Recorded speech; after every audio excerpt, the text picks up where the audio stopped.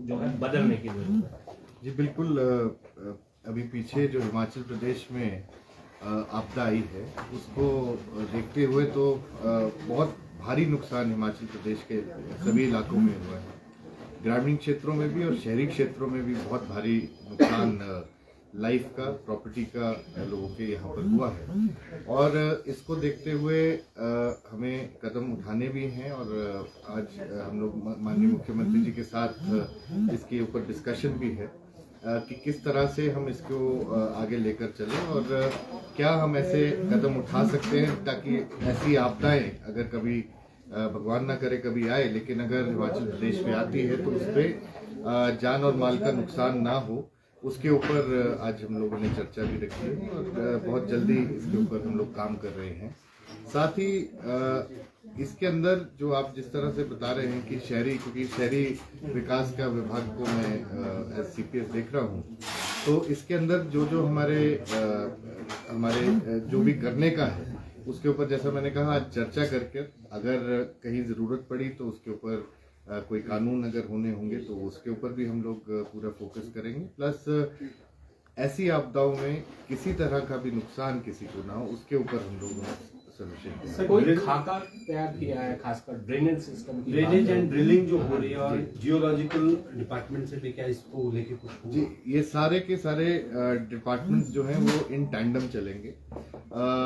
कई जगह पर अगर कोई नुकसान किसी एक पर्टिकुलर चीज से हुआ है, मान लीजिए ड्रेनेज से हुआ है, कहीं पर अगर ऐसा हुआ है कि सड़कों की ड्रेनेज प्रॉपर नहीं हुई है, कहीं ऐसा हुआ है कि नाले बंद हो गए हैं, कहीं ऐसा है कि जो चैनल्स थे कूल्हे हमारी जैसे चलती थी वो बंद हो गई हैं, तो सभी विभागों के साथ इसके ऊपर चर्चा करके आगे इसका खाका तैयार किया जाएगा और आगे से कोशिश यही की जाएगी कि प्रॉपर प्रिकॉशन हो। इस बार इस आपदा के बहुत सारे कारण भी हो सकते हैं और उसके ऊपर भी क्योंकि पिन पॉइंट करना शायद ये थोड़ा सा मुश्किल हो रहा है कि कहाँ पर किस जगह पर किस कारण ये हुआ है, तो ठीक है, लेकिन इसके ऊपर सभी विभागों के साथ बैठकर इसके ऊपर कार्रवाई जो भी अमल में लाई। सर, TCP नियम सख्त किए जाएंगे या इसको लेकर कोई ऐसी देखा जाएगा, क्योंकि ज्यादातर देखा जा रहा है कि नियमों की भी अवहेलना हुई है।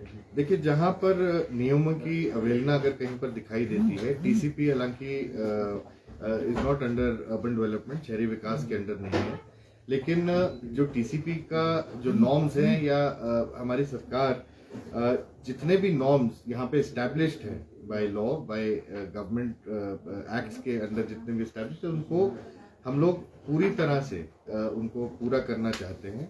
किसी तरह की भी ढील या किसी तरह की भी कोताही उसमें हम लोगों की सरकार की तरफ से नहीं होगी।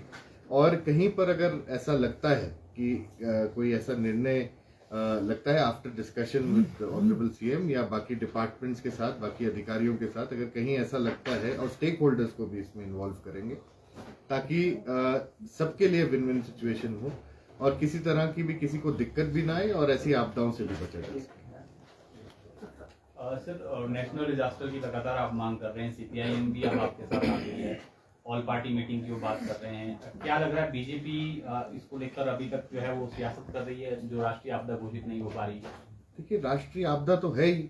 हम लोग जो हिमाचल प्रदेश है वो भारतवर्ष का अभिन्न अंग है, और क्या भाजपा के लोग या जो भाजपा के यहाँ से पदाधिकारी हैं या MPs हैं या विधायक हैं, क्या इन्होंने जाकर भी अपने केंद्र की सरकार से ऐसी कोई मांग रखी है? हम तो ये भी पूछना इनसे चाहेंगे, और अगर रखी है तो उसका उनको क्या जवाब उसके ऊपर मिला है, क्योंकि हम लोगों ने तो ये मांग है हमारी और हम लोग ये काम भी कर रहे, सरकार सबके सामने है कि इस तरह से जिस तरह से आपदा आई है, हालांकि मैं तो सरकार का ये भी कहूंगा कि इस आपदा से निपटने के लिए हमने अपने ही दम पर बहुत सारे सक्षम कदम उठाए और एकदम से आपदा से बाहर निकलने की कोशिश की, लेकिन ये एक राष्ट्रीय आपदा है, हम राष्ट्र का एक अभिन्न अंग है और इसको राष्ट्रीय आपदा घोषित करना केंद्र सरकार का दायित्व बनता है। इसको जल्द से जल्द करें ताकि यहाँ पर जो नॉर्मलसी है वो दोबारा से जल्दी रिस्टोर हो, ये मैं ऐसा कहना चाहूँगा। आशीष जी, दो महत्वपूर्ण बातें हैं। एक तो आज इंडिया कोऑर्डिनेशन का एक महत्वपूर्ण बैठक चल रहा है, यू थिंक ये जो कोयलेशन है ये आने वाले 2024 में नया कुछ कर पाएगा यहाँ सत्ता में आने के लिए, और उसका इम्प्लीकेशन क्या है, उसका इम्पैक्ट शिमला हिमाचल जैसी जगह में भी पड़ेगा? हिमाचल प्रदेश में 2024 में इलेक्शन होने वाला, कितना मजबूत इसको मानते हैं? देखिए, जो गठबंधन है वो इंडिया गठबंधन जो है वो बिल्कुल मजबूत गठबंधन के रूप में सामने आ रहा है। लोग पिछले 10 साल की जो पिछली केंद्र सरकार की जो जिस तरह से उन्होंने कोताही बरती है हर चीज के अंदर, उसके ऊपर आज उसके ऊपर खुले होकर बोल रहे हैं। और हिमाचल प्रदेश में खास करके जो हमारा 4 सीटें हैं, कांग्रेस पार्टी जीत कर जाएगी। कांग्रेस पार्टी यहाँ से लोकसभा के 4 कैंडिडेट जीत के हम लोग जाएंगे, और मुझे ये पूरा विश्वास है कि केंद्र में सरकार बदलेगी और ये कोएलिशन एक बार आकर और यहाँ पर इंडिया की सरकार दोबारा।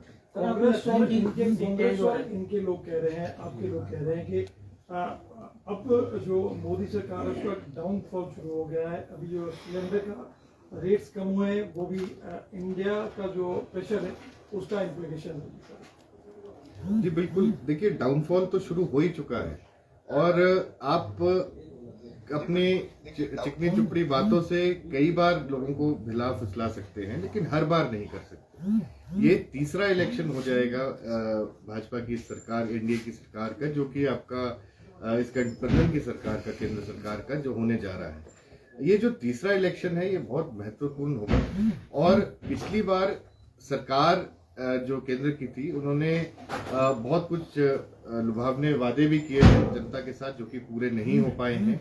बहुत सारे जुमले उस समय पर छोड़े थे जिसपे जनता पर हर बार इन जुमलों में आने वाली नहीं है। इस बार डेवलपमेंट की बात होगी, जो कि इंडिया हमारे भारतवर्ष से अभी बिल्कुल गायब है। और खास करके हिमाचल प्रदेश की तरफ जो रोल केंद्र सरकार का है उसको देखते हुए हिमाचल प्रदेश की जनता यहाँ पर कांग्रेस पार्टी को और इंडिया गठबंधन को आगे। सर, प्रियंका गांधी का भी दौरा बन रहा है हिमाचल का, आपदा प्रभावित क्षेत्रों का दौरा करने। जी ऐसा आपके जरिए ही मुझे सुनने में आया। अभी इसकी कोई मेरे पास कोई पुख्ता वो नहीं है।